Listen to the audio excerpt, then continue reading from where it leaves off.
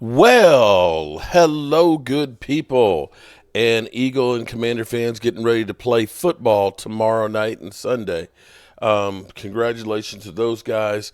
I wish we were where Washington is right now. I wish.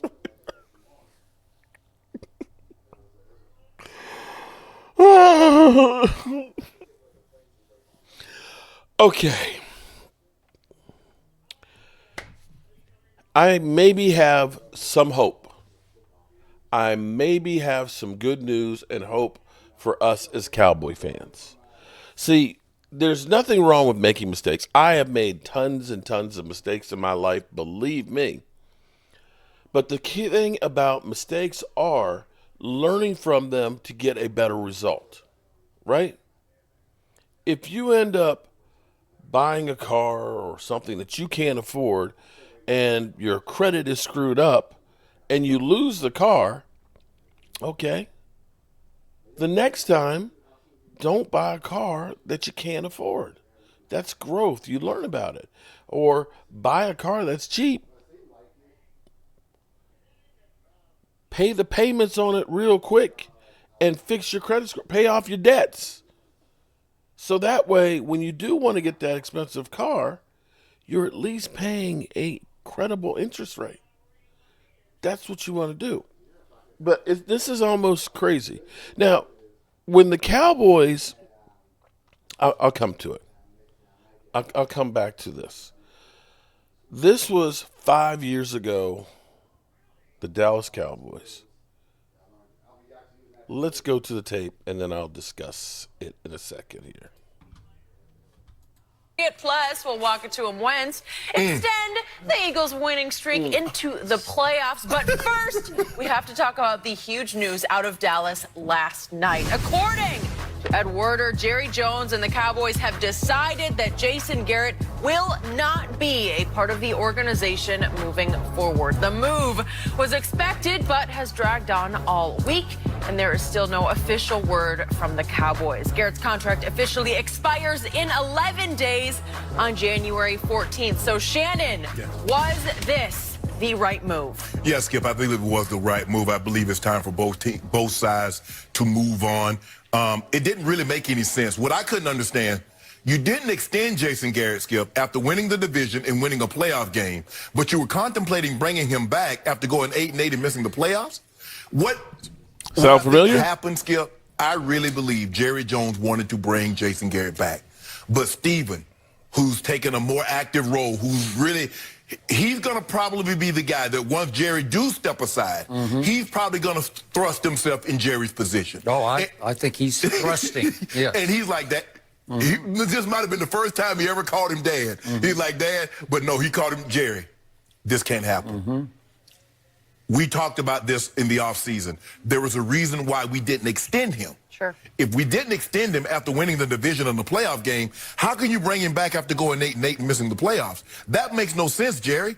And Jerry thought about it. Now, it's being reported, Skip, that third meeting didn't happen because I guess Jerry was in Aspen and somehow they had some problems getting out and it didn't happen. Maybe that was maybe had that meeting happened, maybe Jason could have talked himself into staying another year. Highly possible. Maybe that was in the cards. Maybe, God works in mysterious ways. And so he put it so Jerry wasn't going to be able to get out. But Skip, look. Let's be all the way 100. The Cowboys have a very inflated view of themselves. This is the problem. Everything is based on marketability, not winning. Because since the last time they won the NFC championship, 20 teams have more playoff wins than the Cowboys. And since they last won the Super Bowl, Skip, only 3 teams hasn't made an NFC title game since then. One of them happened to be the Cowboys, Washington, and Detroit.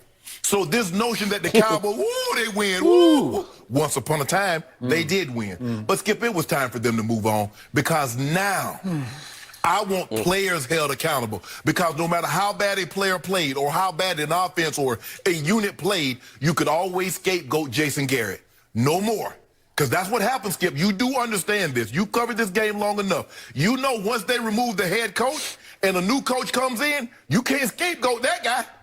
Because they're like, whoa, you said that last year. It was Jason Garrett's fault. Now what are you doing?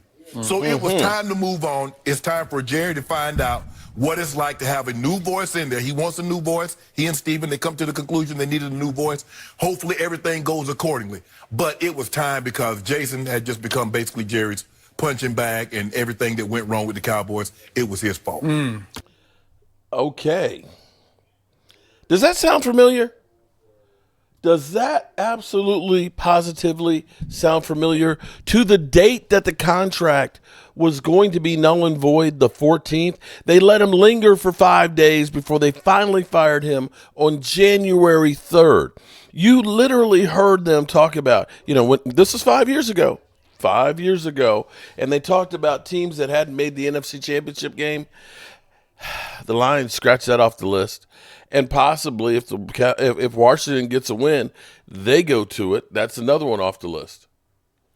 So here it is. We're in the same place. Now, at least there may be some hope here because maybe something is changing.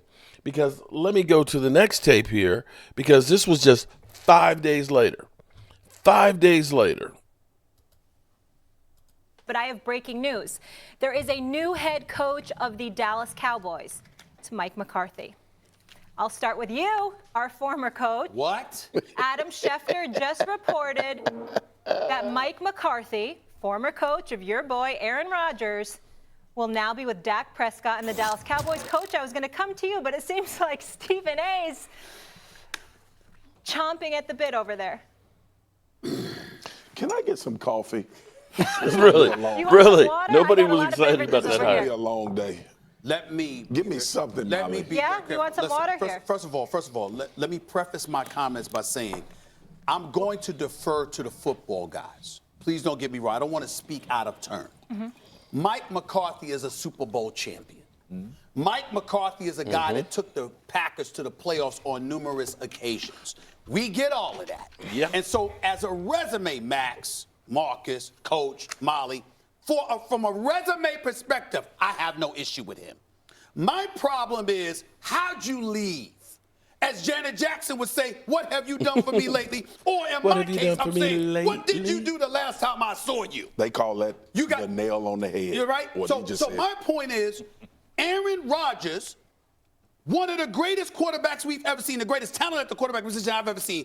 Aaron Rodgers said, quote, not him, quote, because he didn't say it publicly, but it was like, it's archaic. We beyond this. We need to advance and adapt to a different time. That's Aaron Rodgers.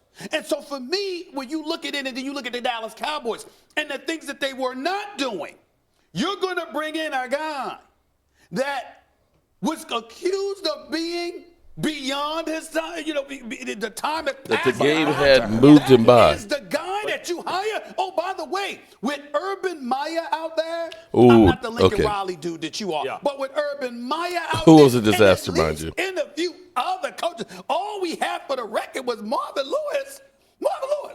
Okay? And Mike McCarthy, you're the Dallas Cowboys, and that's all you did?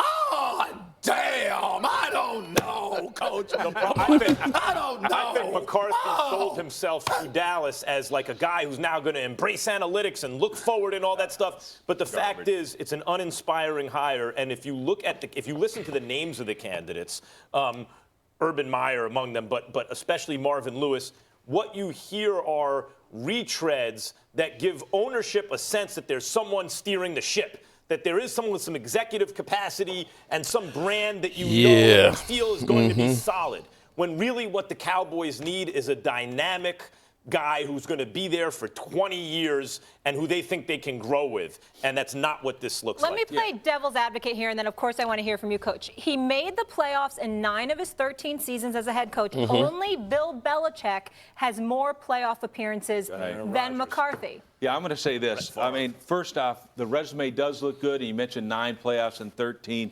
things. Pretty good odds. Well, yeah, it is pretty good. But if Aaron Rodgers is your quarterback, I don't think it's that good. So to me, it's like, God, dog, I would have killed to have had these guys. Now this guy's going to inherit that. I don't know. He got to deal with God or something because this is a great situation. Oh, yeah, I do. And here's what he's going to do. The future, the guy that you're talking about is Jason Witten. That's going to be the guy they're going to groom. This guy's going to be in here for about 2 or 3 years. They're going to give the job to Jason Witten. He'll move forward. But when I look at this right here, he's got to keep Kellen Moore and all that. Why? He's got the #1 offense in the league. They've done a great job there. He's going to bring in somebody else to run the defense, all right? And that'll be fine. It'll probably be Dom Capers or somebody else. Who cares? Okay. But when I look at that, this is right like there. this hire. But isn't it amazing that he predicted that they were going to groom Jason Witten to be the coach of the Cowboys? That Mike McCarthy was only a short-term plan? Now, here's the thing that I want to press upon you guys is at least the Cowboys, from what we've heard before with Mike McCarthy, was basically they brought him in on Friday. They went out to dinner on Saturday, and Jerry Jones Jr. basically reached over to Dad and said, I think we found our coach. And that was basically the search that they did for Mike McCarthy. I think we found our coach. At least it appears that they're turning over more rocks. They're looking. Whether you like the rocks they're turning over, at least they're turning over some rocks, okay?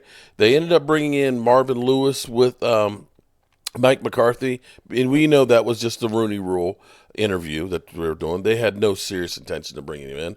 At least right now, they're pulling through, and they're checking out different guys. Whether or not they make a good decision, I don't know. But all this stuff is really kind of crazy. Alrighty, good people. We're still waiting to hear something about the Kellen Moore as well as the Robert Saleh interviews, and hopefully we'll know something before our live stream tonight at 9 o'clock Eastern. Peace.